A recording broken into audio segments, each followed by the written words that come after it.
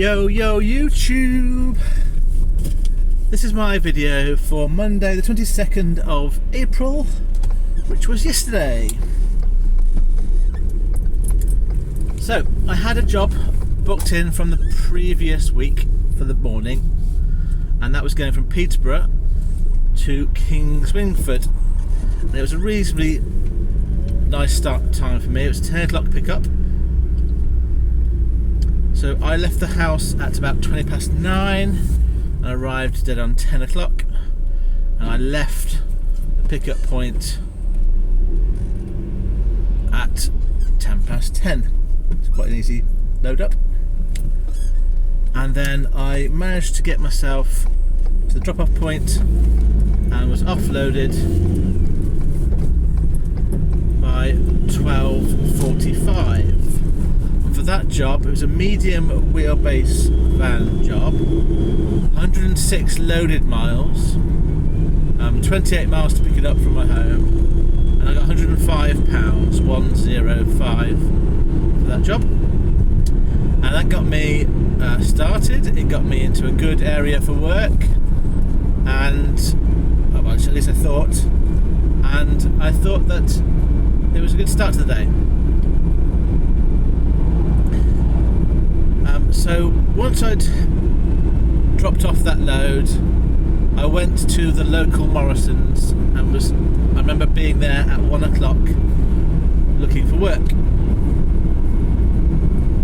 And at one point there was a job that was 5 minutes from where I was, and it was going to Glasgow for a long wheelbase van.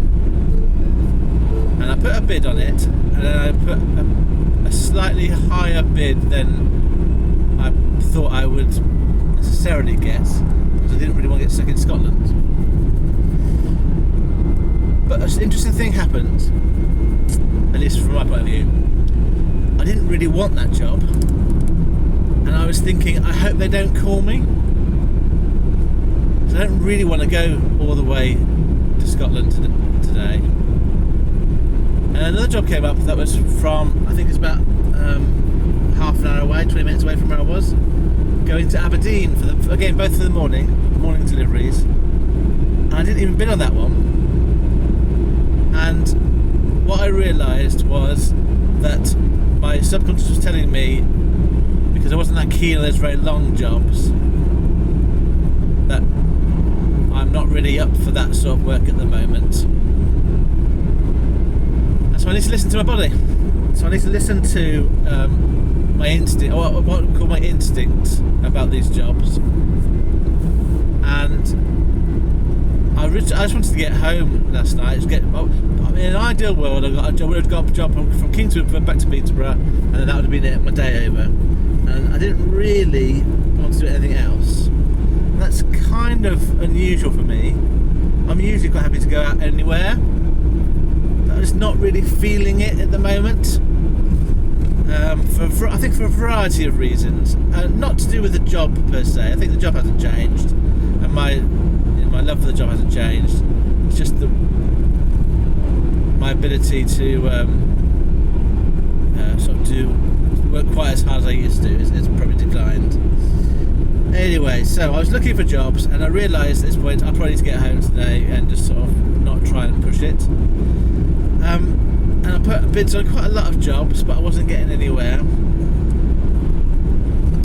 And time was ticking on. It was getting close to 3 o'clock, and I thought I have to move from the Morrison's car park because I've been there for 2 hours. And then a flurry of things happened all at once. So I was starting to bid a little bit lower, but not a lot lower on stuff. And I missed out on a few jobs, and then I got a call for a job that was picking up in Halesowen, which is about half an hour from where I was, and dropping off in Lincoln in the morning. And I thought, oh, that'd be a pretty good job to do. It was only a car job, and it was 102 miles. So I just put in £75 for that, because that basically got me home that night. And also it got me my plan was to go home, and then in the morning drive to Lincoln and drop off that load. But as I was on the phone, to that shipper, the phone was ringing, and I couldn't answer it obviously because I was on the phone. And I did say to that shipper, as this is a delivery in the morning, can I find work this afternoon and tonight? And before I even finished saying that, he said, yeah, it's fine to go load with this. So then I thought, oh, shall I miss out on that other phone call? So I put the phone down, and then about 30 seconds later I got a call back again, and it was the same person calling me, offering me another job. And it's a job going from Brierley Hill, I know it's about 10 minutes from there at that point, going to Burton-on-Trent as an ASAP delivery. And I said to the guy, I'm happy to do your job, but I do have to pick up an item on the way for delivery in the morning. And he said that's fine, they're open until 4 o'clock. I should get there by then for the pickup, then that's fine. So it was this took the time now. I'm going to have to guess a bit.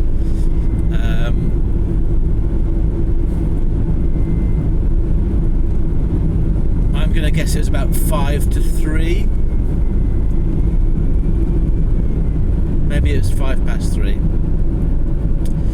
So suddenly then I had 2 jobs that were eminently feasible to be done without too much hassle, but I had to sort of get them done, and it wasn't stressful per se, but it was just quite intense trying to make sure I didn't forget something or didn't make a mistake.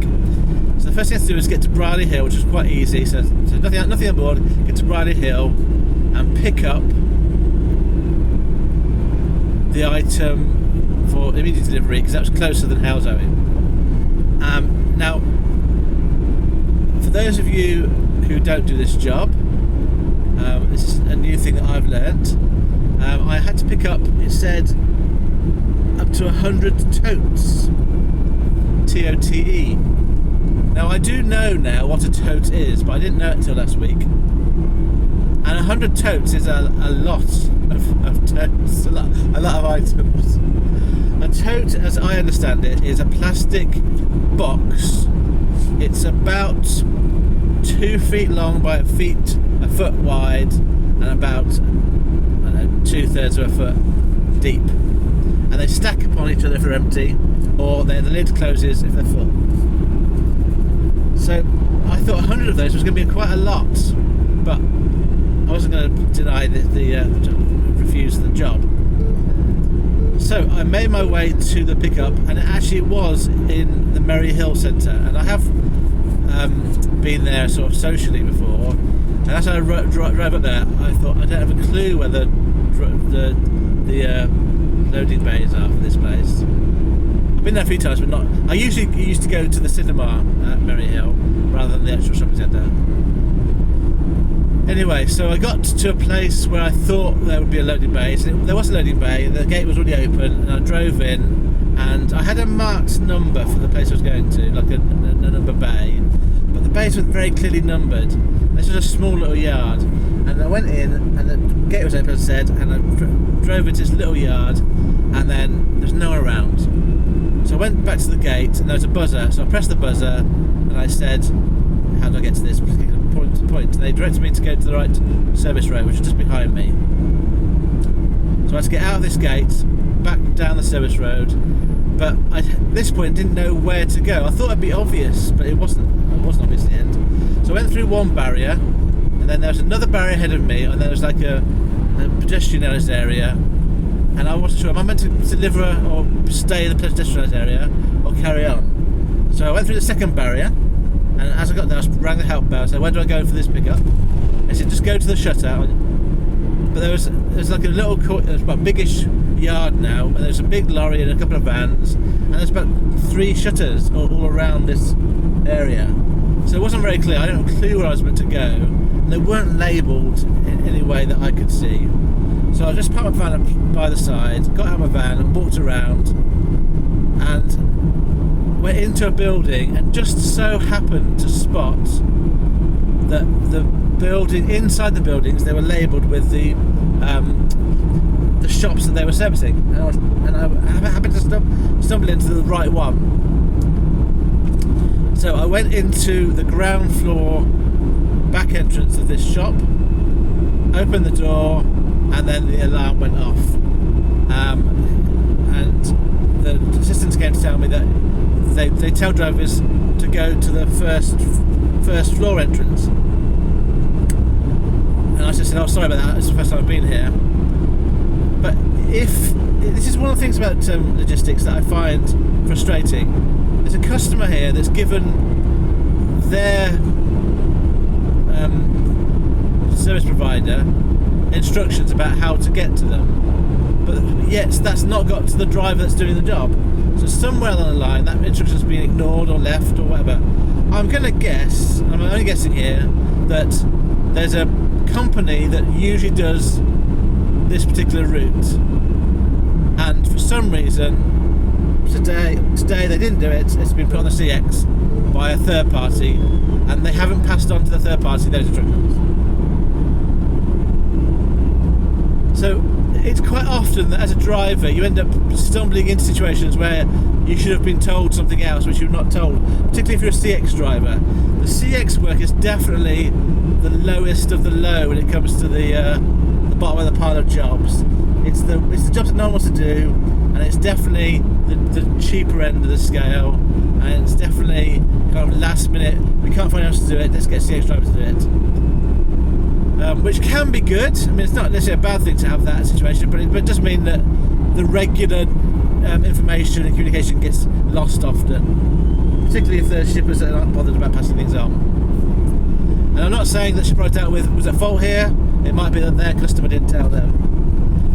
But anyway, so I got to the first floor through the shop, and then was shown these totes, and there was about, they're all stacked up on each other. There's about 11 or 12 stacked up on these plastic boxes, and they're all empty, and there's probably about 7 or 8 trolleys worth of these.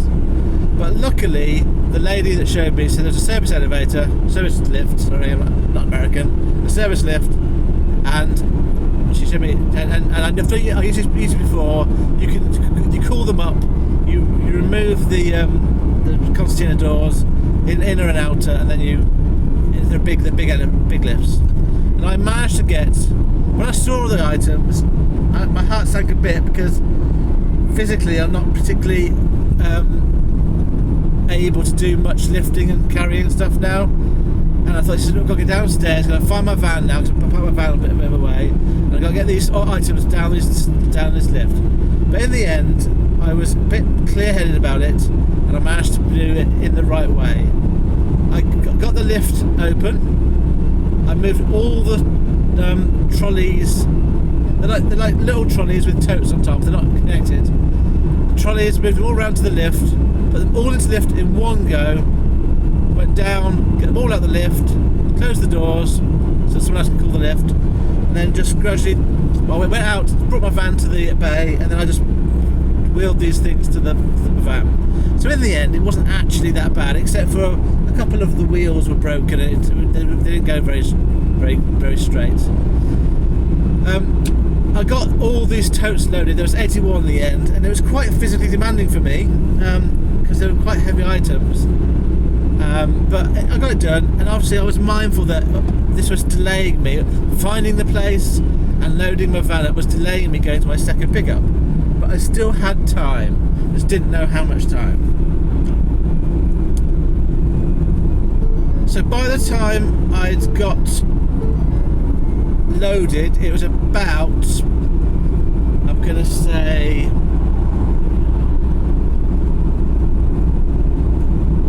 3:40 by the time that was all done. It's a bit of a guess, to be honest. And on this job, just to let you know, it was 40 loaded miles, and it was £60 I got for a long wheelbase van. And by the time I put all the boxes in, I actually had loads of space left in my van, strapped them down, and then I made my way towards Hellzone. And I had to get to the pickup before 4 o'clock. That was on the CX system. And I was scheduled to get there for about 2:45, 10 to 4. So I'm guessing actually it must be about 3:30 when I loaded up, because it was about 20 minutes journey. Traffic was a bit busy, but I got to Halesoe in alright, and that pickup was really easy. It was an industrial estate, just one box, and it was the hardest thing was trying to get the attention of the workers. I arrived up in my van, there was a worker there doing something, he saw me, and then he just walked off. And I said, "Oh, hello," and he just walked off. And I thought, oh, fair enough, you don't deal with me then. And then so I sat at the door, and then another guy came round, and I said, "I've got a collection from you," told him what I was going to. And they all looked a bit confused, but then he went off and came back with the box, so it was all fine in the end. So I loaded up at about just before 4 o'clock, and now I had to make my way to Burton-on-Trent to get unloaded with my totes. And I didn't know if there was a time at which they were going to be closed, but I was scheduled to be there at this point about 5 o'clock. But by the time I got into traffic, traffic was really busy at Birmingham. It got less so, and then got busy again in Burton, right about the last part. But by the time I got to my drop-off point, I got there about 5:15. By the time I got through security, got to the back, and I got to my place. I told them what I was there for. This nice guy came out eventually, and we sort of handballed off the tote boxes onto some pallets. And so I'd finished that at 5:30.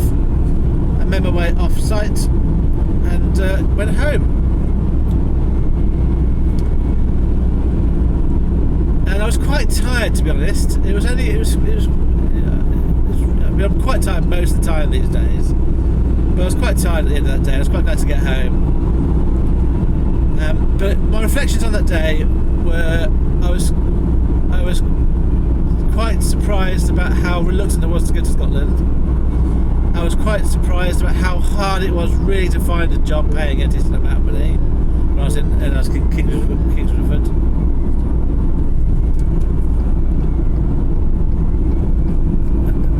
Other than that, it was a typical day. It was, just nice people, got some help, learnt where to go for loading in Merry Hill and other things. So it's another sort of bit of information to go in the jigsaw of this job that I do.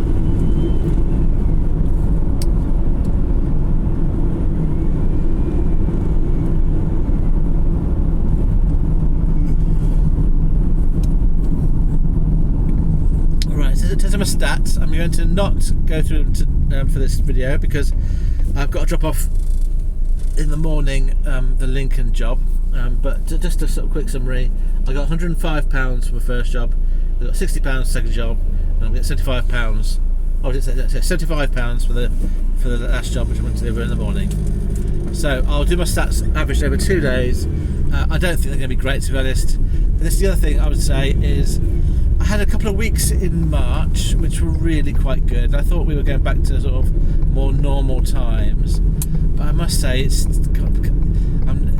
tough at the moment to earn a reasonable living.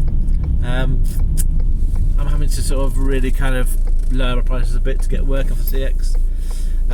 So it hasn't necessarily picked up very much.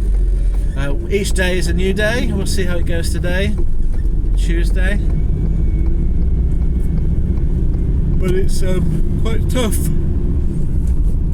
Quite tough to find jobs paying a decent amount of money. And it's quite tough to sort of make money. I do think that having a large van helps.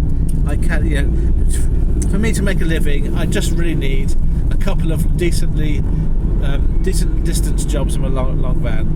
And if I get a couple of those, I can always make up extras with small jobs. So if I can get one job in the morning out, say 180 miles, 150 miles, that's generally quite a good day if I get paid a decent amount. But it's not always there. I haven't had that for a few days. Right, let me stop there. So, if you are one of those brilliant shippers or drivers that are professional and polite and kind to people, I hope you do really well. Thank you very much for listening to my video. I'll probably speak to you again tonight. goes. I think I want to get home again tonight. I think I want to get home every night tonight. I am prepared to stay out if I get a decent job, so there is a possibility, but we'll see how it goes. So thank you for listening to my video. Farewell, friends.